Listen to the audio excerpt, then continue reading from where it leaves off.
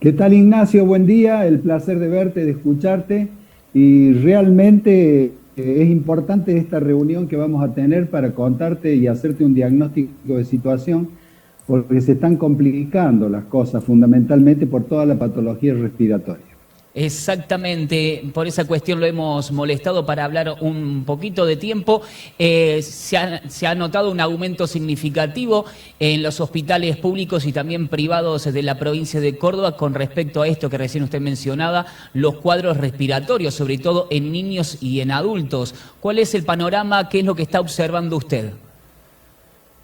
En primer lugar, debo decirte que es todas las jurisdicciones del país, Ujú. no es únicamente Córdoba.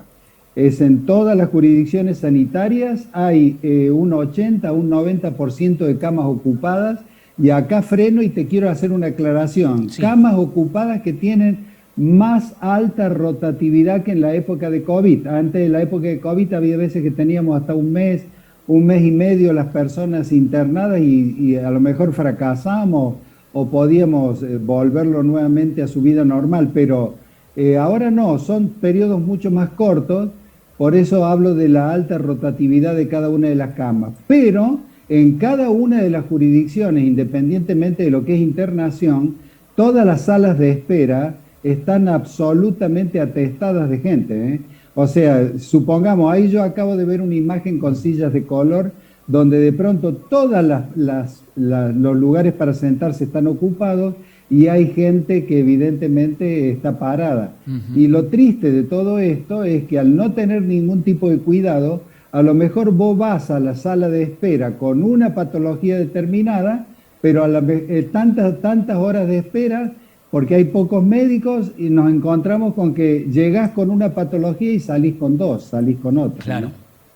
Bueno, por supuesto que hay que tomar los recaudos necesarios. Cualquier persona que acuda a algún centro asistencial, a la utilización del barbijo y demás medidas de aislamiento también entre personas y personas para prevenir esto.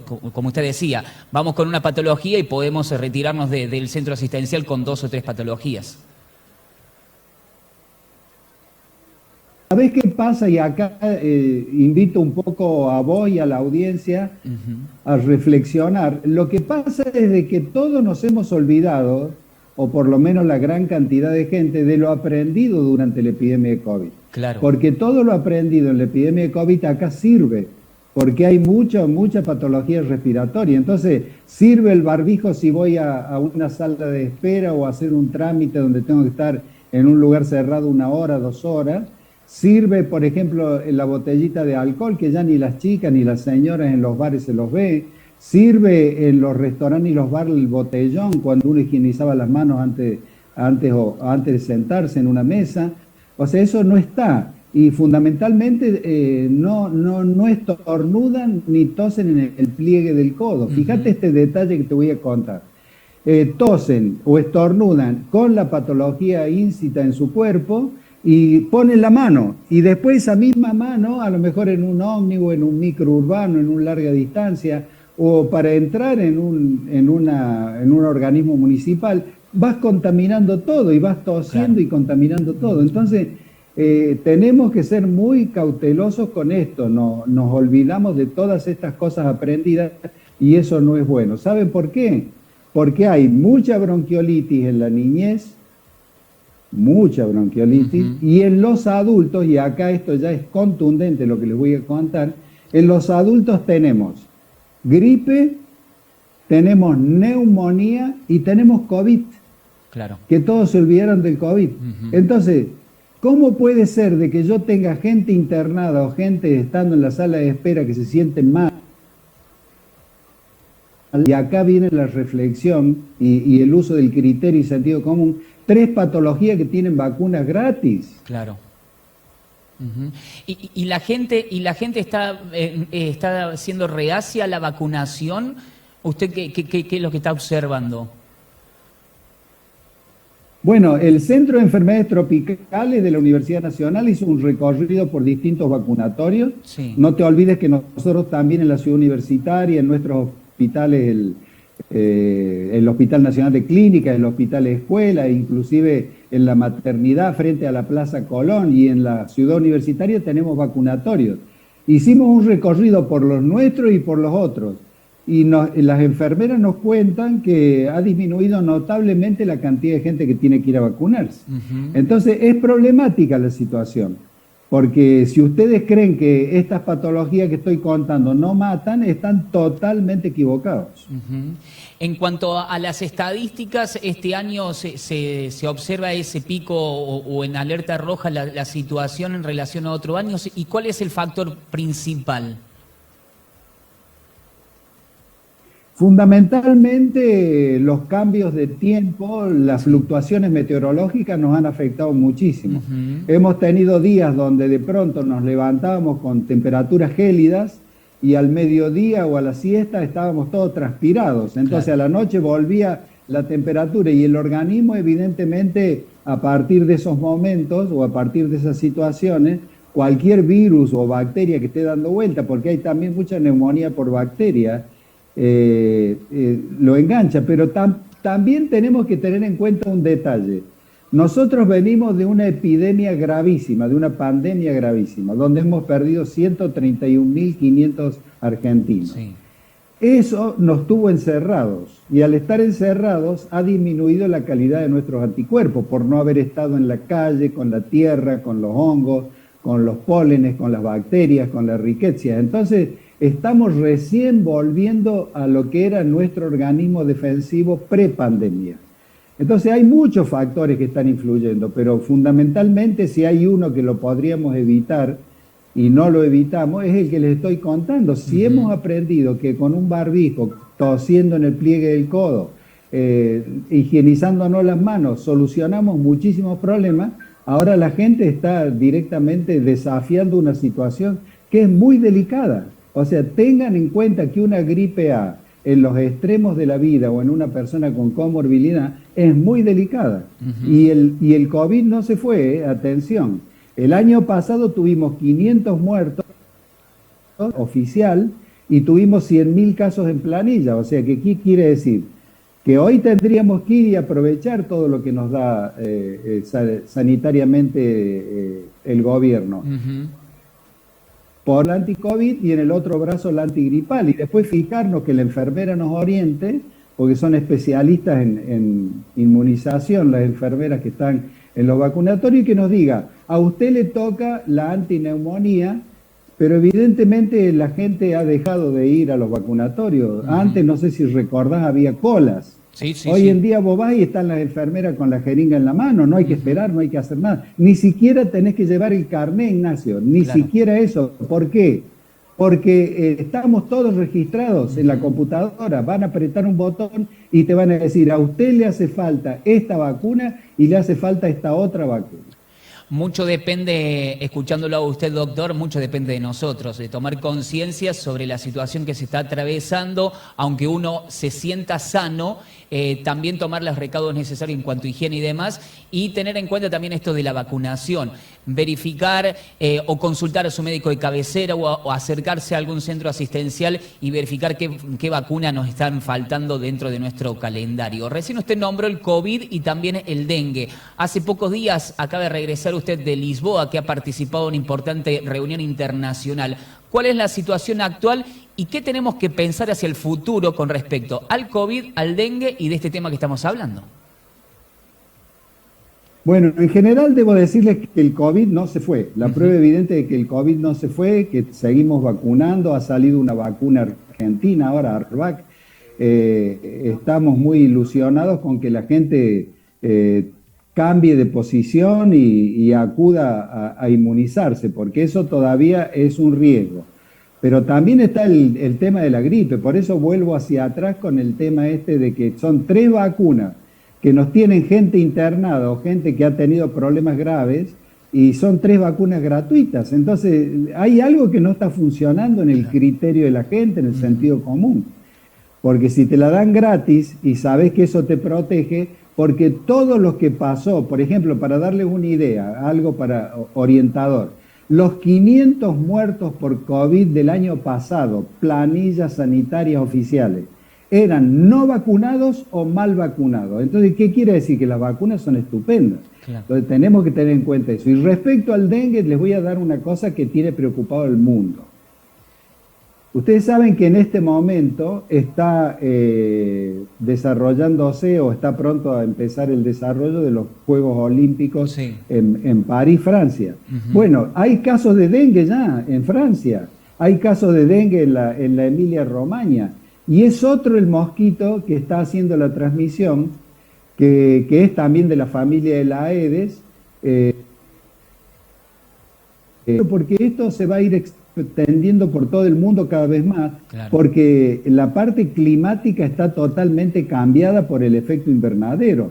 Entonces van a ver ustedes que todos los años va a ser peor, por eso creo que vamos a tener que ser más responsables, primero en combatir a los mosquitos. Hay que combatirlo, no puede ser que un mosquito africano nos tenga amedrentados, que no sepamos combatirlo. Y después fundamentalmente hay que tratar de ver el tema de vacunación, ya que hay hoy casi 6, 7 provincias que la están poniendo gratuita la vacuna. Nación también va a empezar a vacunar en una franja etaria determinada. Y recuerden que el que tuvo dengue, me freno, subrayo y lo pongo con énfasis. El que tuvo dengue está más frágil que el que no lo tuvo. Claro. Por eso esa persona, que hoy son un grupo de 600.000 en el país, tiene que ser vacunada para protegerse durante 5 años, porque la vacuna contra el dengue protege 5 años, al contrario del COVID, que protege pocos meses, o el de la gripe, que protege nada más que un año. Doctor, usted como especialista, infectólogo, tiene contacto con tanto el gobierno provincial, nacional, es de consulta permanente con infectólogos de todo el país y personas que están abocadas al sistema sanitario nacional. ¿En qué hemos fallado aquí en nuestro país para que se dé este pico importante de casos de dengue durante a principio de este 2024? Bueno, esto era una crónica anunciada, ya lo estábamos diciendo, porque vos fijate de que nosotros teníamos la temperatura adecuada, teníamos el mosquito, que aún siendo africano sentó sus reales en el país, se reproduce de una manera inusitada, y teníamos la falta de criterio. Porque si nosotros que a lo mejor venimos del interior y sabemos lo que es en la región del mar de Ancenusa, cómo hay que defenderse de los mosquitos, vamos a estar ahora dudando de cómo podemos destruirlo. Bueno, y se dio todo, o sea, empezaron, ya antes no eran los viajeros que venían contaminados, ahora el 97, 98% de los casos son autóctonos, y hubo hasta casos en Santa Cruz. Sí. O sea, nosotros siempre hablábamos en nuestros libros del paralelo 42. Paralelo 42, una barrera inexpugnable para vinchucas, para mosquitos, por el frío. Bueno, hoy hay casos en Chubut, hay casos en Río Negro, hay casos en Bariloche. ¿Qué significa esto? La temperatura hizo de que el mosquito pueda sentar sus reales, repito esto, reproducirse de una manera proficua y constante, y cada año va a ser peor el tema. Por eso, si tenemos las herramientas, evidentemente tenemos que solucionarlo. El problema es que no estamos actuando como deberíamos actuar.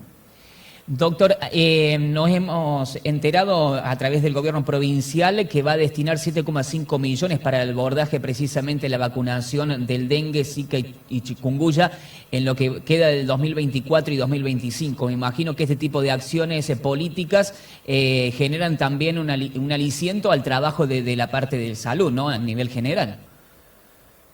Absolutamente, en eso el gobernador está muy comprometido, no solo que me ha honrado, he estado con él y hemos hablado de este tema, inclusive me ha dicho de que ha escuchado mis conferencias, y eso fue un poco lo que le hizo tomar la determinación, hizo la presentación y yo estaba al lado de él y fundamentalmente me honró también pidiendo un aplauso de la concurrencia, que era toda concurrencia de intendentes, médicos y demás, por lo que habíamos actuado en pandemia desde la Universidad Nacional de Córdoba. O sea, el gobernador está muy comprometido y les puedo asegurar de que entiende tanto este problema, pero tanto, lo mismo que el ministro, que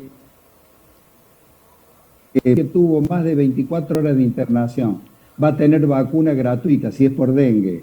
Y todo el equipo de salud, porque no sé si comentaron o cronicaron, que durante esta epidemia que tuvimos de dengue del año pasado, prácticamente un 20 y pico por ciento de gente faltó a su trabajo por dengue.